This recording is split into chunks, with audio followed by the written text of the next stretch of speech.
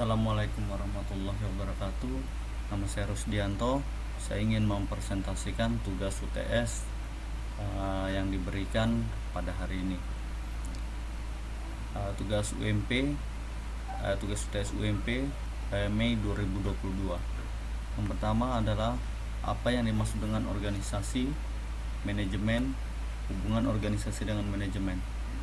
Organisasi sendiri adalah proses perencanaan, pengorganisasian, pelaksanaan, dan pengawasan sumber daya, yang mana setiap orangnya memiliki tugas, peran, dan fungsi yang penting untuk mencapai tujuan organisasi. Yang B adalah manajemen, adalah sebuah proses yang dilakukan seseorang dalam mengatur kegiatan yang dikerjakan individu atau kelompok.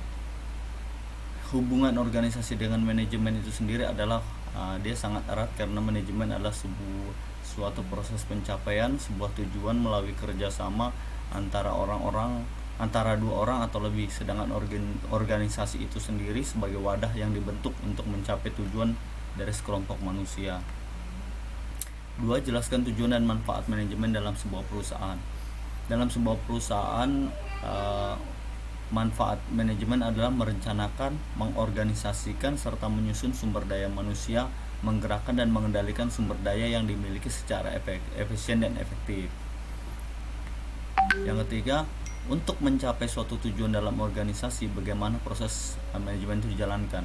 Untuk mencapai tujuannya, kita harus yang pertama tuh melakukan planning atau perencanaan.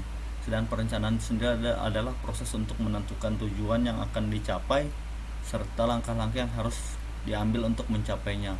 Yang kedua, organisasi atau pengorganisasian.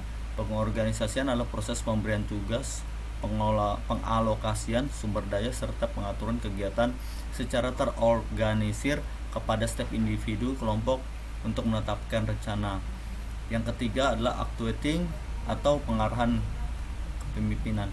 Kepemimpinan adalah proses untuk menumbuhkan semangat pada karyawan supaya bekerja giat serta membimbing mereka melaksanakan rencana dalam mencapai tujuan. Yang keempat itu adalah controlling atau pengawasan atau pengendalian. Pengendalian adalah proses pengukuran kinerja, membandingkan antara hasil yang sesungguhnya dengan rencana serta mengambil tindakan pembetulan yang diperlukan. Selanjutnya adalah jenis struktur, kelebihan dan kekurangan. Yang pertama, struktur fungsional. Struktur yang paling umum digunakan adalah dalam perusahaan adalah struktur fungsional. Struktur fungsional juga kerap disebut sebagai struktur birokrasi organisasi yang memecah perusahaan berdasarkan spesialisasi tenaga kerjanya.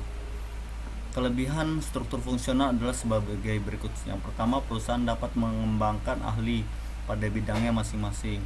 Yang kedua, karyawan dapat melakukan tugas sesuai dengan bidang keahlian mereka masing-masing. Yang keempat, struktur mudah dimengerti. Sedangkan kekurangan struktur itu sendiri adalah divisi cenderung berdiri sendiri dan kerap gagal dalam berkoordinasi atau berkomunikasi dengan departemen lain. Yang kedua, sulit untuk melakukan aktivitas lintas fungsi. Yang terakhir, struktur tidak mudah beradaptasi dengan perubahan. Yang kedua, struktur divisi atau multidivisional. Tipe ini adalah umum digunakan pada perusahaan besar yang memiliki banyak unit bisnis. Disebut sebagai struktur divisi atau multidivisional karena perusahaan menggunakan metode ini penyusunan kepemimpinan berdasarkan produk, proyek atau anak perusahaan yang mereka operasikan. Kelebihan dari struktur ini adalah memungkinkan divisi untuk fokus pada produksi khusus sambil menggunakan pengetahuan yang diperoleh dari divisi yang berkaitan, memungkinkan terjadinya koordinasi, memungkinkan pengambilan keputusan yang lebih cepat dan disesuaikan. Kekurangan dari struktur ini adalah dapat menyebabkan hilangnya efisiensi terhadap divisi memiliki sumber daya yang sama. Divisi mungkin bersaing untuk pelanggan yang sama. Setiap divisi sering membeli perlengkapan serupa dalam hal yang lebih kecil, menyebabkan atau mengeluarkan biaya yang lebih banyak untuk hal ini.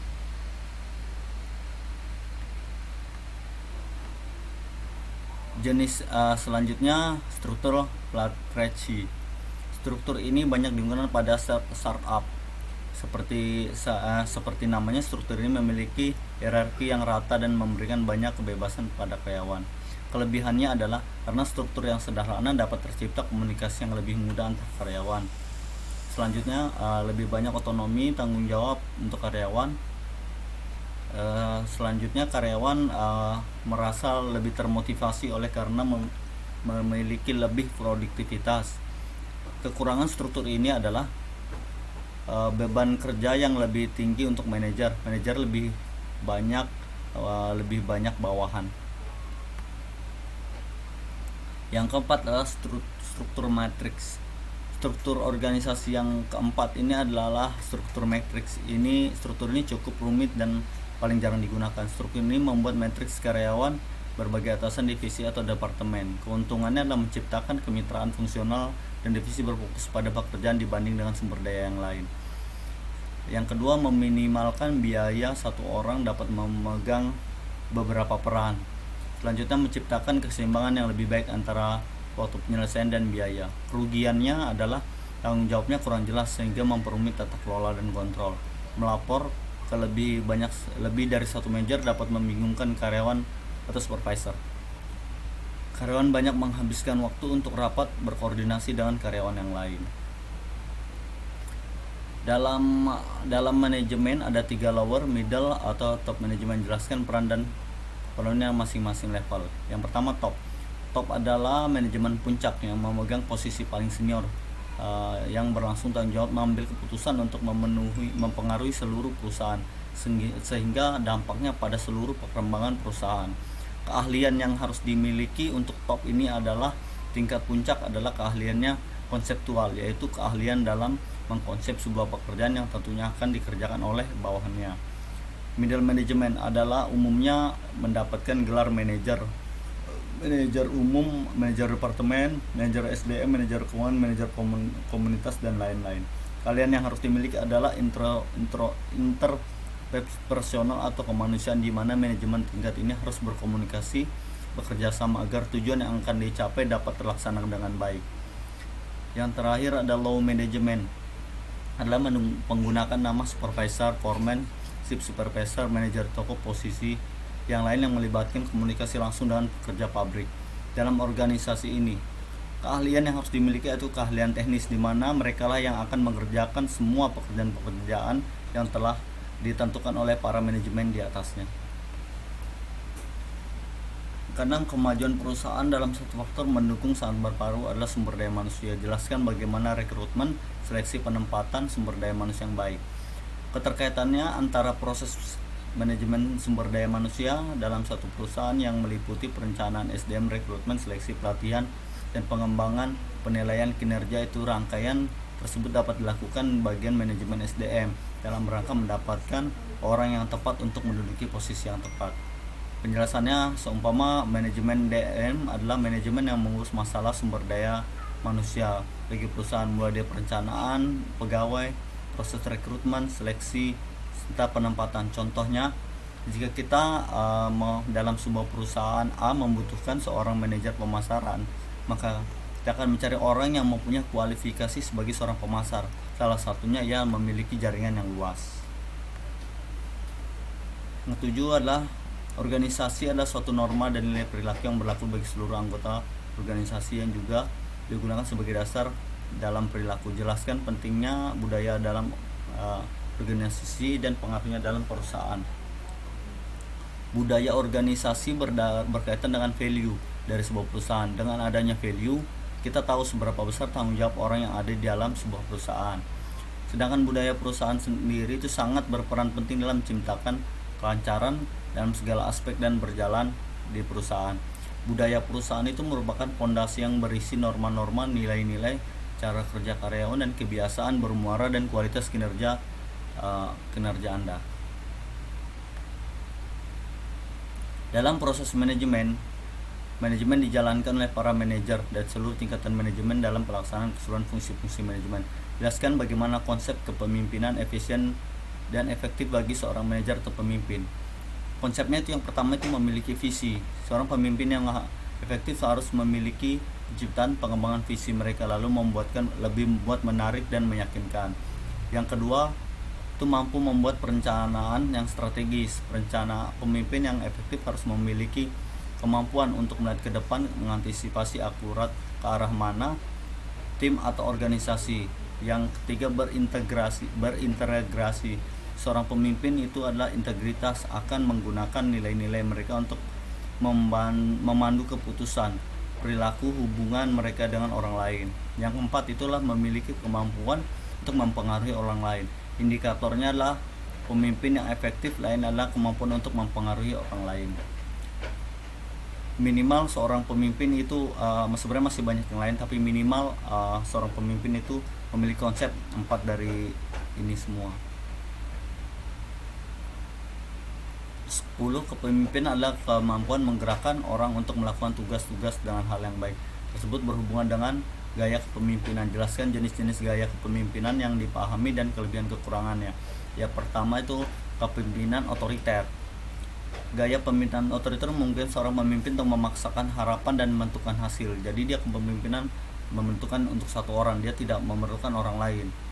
Keuntungannya, waktu yang dihabiskan membuat keputusan penting itu dapat dikurangi. Rantai komando dapat dengan jelas ditekankan. Kesalahan dalam implementasi rencana dapat dikurangi. Menggunakan gaya kepemimpinan otoriter menciptakan hasil yang lebih konsisten. Kekurangannya, gaya kepemimpinan sangat ketat, terkadang dapat menyebabkan pemberontakan karyawan. Yang kedua, membunuh kreativitas dan inovasi karyawan. Yang ketiga, mengurangi sinergi dan kolaborasi grup. Yang keempat, masukan kelompok berkurang secara dramatis. Yang terakhir, kepemimpinan otoriter dapat meningkatkan tingkat keluar masuk karyawan. Yang kedua adalah gaya pemimpinan partisipatif. Itu adalah gaya kepemimpinan yang berakar pada teori demokrasi. Keuntungannya dapat meningkatkan motivasi karyawan dan kepuasan kerja. Kedua, mendorong penggunaan kreativitas. Ketiga, gaya kepemimpinan partisipatif ini membantu terciptanya tim yang kuat. Yang terakhir, produktivitas tingkat tinggi dan dapat dicapai. Kekurangannya, proses pengambilan keputusan menjadi memakan waktu. Yang kedua, pemimpin memiliki kemungkinan tinggi untuk meminta maaf kepada karyawan. Ketiga, kegagalan komunikasi terkadang bisa terjadi. Keempat, masalah keamanan dapat muncul karena transparansi dalam berbagi informasi. Yang terakhir, keputusan yang buruk dapat dibuat jika karyawan tidak terampil. Yang ketiga, kepemimpinan delegatif, yaitu dikenal sebagai pemimpin lazy atau fire. Ya, gaya kepemimpinan delegatif berfokus pada pendelegasian inisiatif pada anggota tim. Keuntungannya, karyawan pertama karyawan yang berpengalaman dapat memanfaatkan kompetensi pengalamannya. Yang kedua, inovasi kreativitas sangat dihargai. Yang ketiga, kepemimpinan delegatif menciptakan kekurangan kerja yang positif. Kekurangannya, tanggung jawab komando tidak didefinisikan dengan benar. Yang terakhir, kepemimpinan delegatif menciptakan kesulitan dalam berpartisipasi dengan perubahan. Thank you. Demikian sedikit dari presentasi saya. Lebih dan kurangnya saya mohon maaf. Assalamualaikum warahmatullahi wabarakatuh.